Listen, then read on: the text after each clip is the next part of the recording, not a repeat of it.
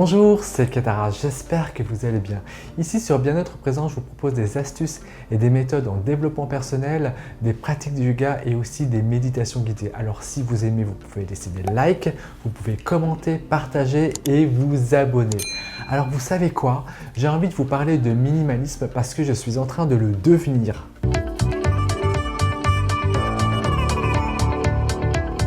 D'après le dictionnaire de Larousse, le minimalisme correspond à la recherche de solutions qui requièrent un minimum d'efforts et de bouleversements. Mais ce n'est pas de ce minimalisme-là dont je voudrais vous parler. Moi, c'est plutôt le minimalisme qui permet de beaucoup moins consommer, c'est-à-dire de beaucoup moins consommer en termes d'objets. Oui, allô, Marie Kondo? Aussi en termes d'activités et de loisirs. Mais là, du coup, j'ai envie de vous parler des objets que je possède. Alors, ce qu'on va faire, c'est qu'on va faire un gros inventaire de ce qui se passe chez moi, de ce qu'il y a chez moi, pardon. Comme ça, en fait, à travers cet inventaire, vous-même, vous allez aussi pouvoir vous débarrasser du superflu et de vous dire que vous n'avez pas besoin de tous ces objets pour vivre. Alors surtout, si vous vous débarrassez des objets, il ne faut pas en racheter parce que le but, c'est pas non plus de jeter et ensuite d'acheter. C'est pas ça le minimalisme. Le minimalisme, c'est vraiment de se débarrasser des objets et de vivre d'une manière heureuse et avoir des moments de bonheur sans tous ces objets. J'ai ma voisine qui est en train de jouer du violon. Bon, ce qui est clair, c'est que j'ai plein de choses dans les placards, dans les armoires, dans la cave. Et c'est pas en plus ces objets-là qui me tiennent à cœur parce que je sais que je les ai oubliés, ça fait vraiment longtemps qu'ils sont là. Et donc le but, c'est vraiment de s'en débarrasser ou de les donner. Donc ce qu'on va faire, c'est faire l'inventaire pièce par pièce dans mon appartement. Et vous, comme ça va faire référence à des objets aussi que vous souhaitez jeter. Alors c'est parti.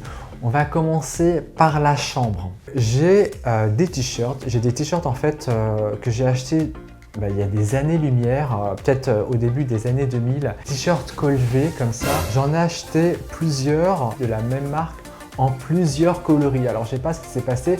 Donc du coup, je me suis retrouvé avec une dizaine de t-shirts comme ça. Ils restent dans mon placard et ils sont là depuis des années-lumière. Ils ne bougent pas et je les regarde comme ça tous les jours quand j'ouvre le placard. Donc ça ne va pas.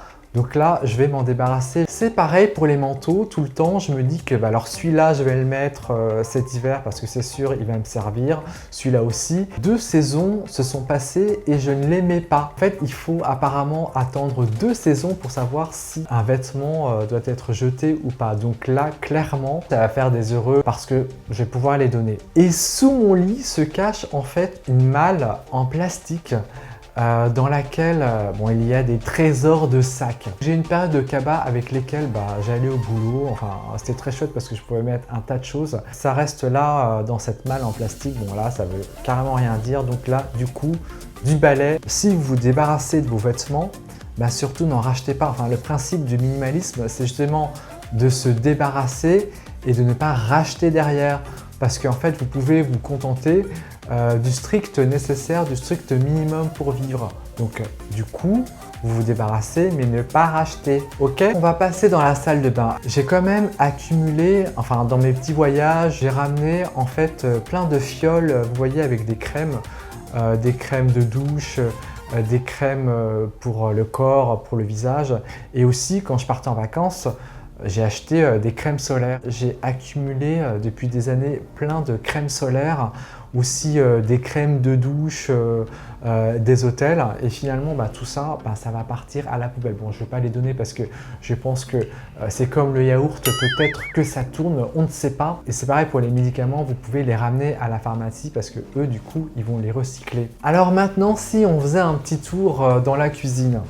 Alors dans la cuisine, j'ai accumulé beaucoup d'épices, des épices que j'ai achetées soit au supermarché du coin, soit que j'ai ramené dans les pays dans lesquels j'ai fait des voyages. J'assaisonne pratiquement plus mes plats, à part un peu de sauce de soja bio très peu salée et puis du poivre. Sinon le reste, je m'en sers jamais. Donc du coup, toutes ces épices-là, elles vont partir à la poubelle.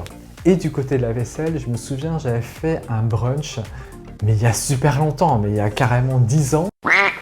Juste pour ce brunch, j'avais acheté des mugs et des verres. C'est vrai que je suis plus dans le délire de faire des brunchs avec 20 personnes. Je préfère plutôt inviter des gens en petit comité. Et là, du coup, ça trône en fait dans mes armoires et ça ne sert à rien.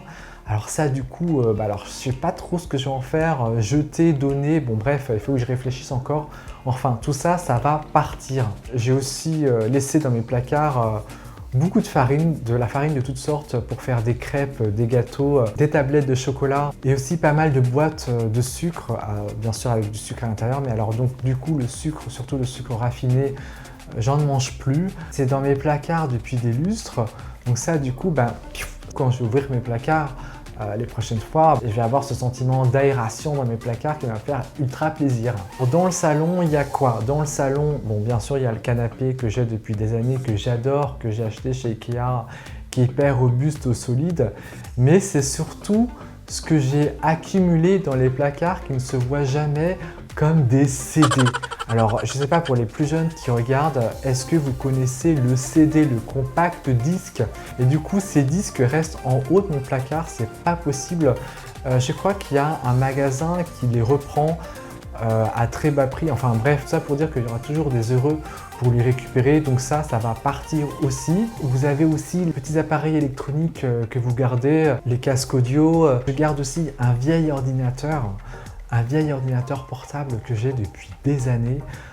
Mais je ne sais pas pourquoi je ne peux pas m'en libérer. Peut-être que j'ai peur qu'on trouve ce qu'il y a à l'intérieur, des choses genre un peu bizarres, vous voyez. Peut-être qu'il va falloir que j'aille à la déchetterie électronique pour jeter tout ça. Bon, tout ça pour dire que ça ne sert à rien du tout. Et enfin, on va finir par la cave. Alors la cave, donc ça c'est vraiment le cauchemar de tout le monde lorsqu'on déménage.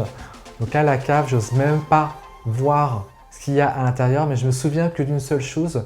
Je me souviens d'une bibliothèque d'enfance que j'adore et que je garderai, je pense, toute ma vie.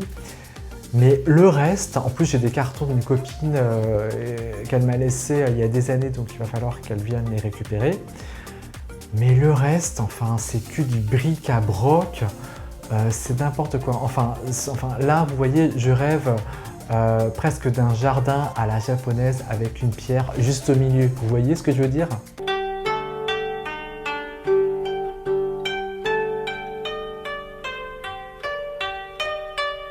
Ce qui est bien avec Internet, c'est que vous pouvez maintenant tout numériser parce que tout va dans un cloud.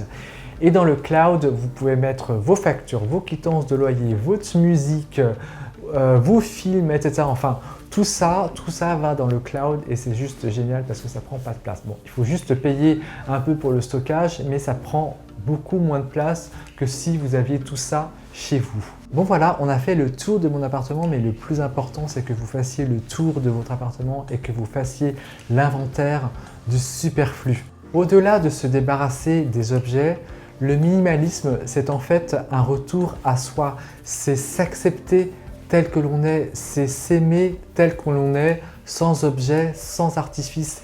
Et aussi, le minimalisme, pour moi, c'est une manière de se détacher du jugement des autres. Parce que c'est vrai que dans une société où il y a plein de normes, les gens vont aussi vous juger par rapport à ce que vous avez, par rapport à ce que vous possédez. Le but, c'est de trouver le bonheur à travers soi et à travers ses relations, et non à travers les objets. Le minimalisme, c'est une voie que j'ai envie de suivre parce que c'est une voie qui me permet de trouver le bonheur en moi et de m'accepter tel que je suis. Si vous prenez conscience que vous avez besoin de vous débarrasser des objets superflus que vous avez chez vous, eh bien tôt ou tard, vous serez récompensé par toutes les actions que vous allez mener.